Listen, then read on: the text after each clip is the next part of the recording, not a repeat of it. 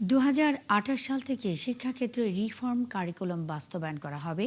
এই কারিকুলামে বই যেন শ্রেণীকক্ষেই থাকে সেই ব্যবস্থা রাখা হবে বলে মন্তব্য করেছেন প্রাথমিক ও গণশিক্ষা মন্ত্রণালয়ের প্রতিমন্ত্রী ববি হাজ্জাজ। বুধবার দুপুরে চাঁপাইনবাবগঞ্জে সরকারি প্রাথমিক শিক্ষার মান উন্নয়নে আয়োজিত মতবিনিময় সভায় তিনি কথা বলেন। প্রতিমন্ত্রী বলেন, কিন্ডারগার্টেন স্কুল নিয়েও মৌলিক নীতিমালা তৈরির কাজ করছে সরকার। দেশের একটি শিশুও যেন বিদ্যালয় থেকে বাদ না পড়ে সে ব্যাপারেও কাজ করছে সরকার।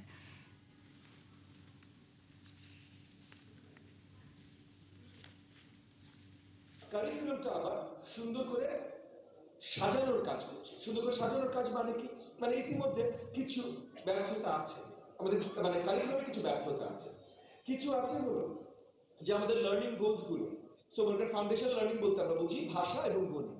সো বাংলা, গণিত, ইংরেজি, এই তিনটা মনে করেন এই তিনটাকে আমরা ফাউন্ডেশনাল ধরি। তো এই তিনটাতে পার ইয়ার লার্নিং গোলস গুলো কি এবং এটা কোন অধ্যায়ে সঠিকভাবে কিভাবে পৌঁছতে পারি সেগুলোতে কিছু, অনেক কিছু ভালো আছে, কিছু একটু ঝাপসা আছে, খারাপ নয়, একটু ঝাপসা আছে, সেগুলো ঠিক করতে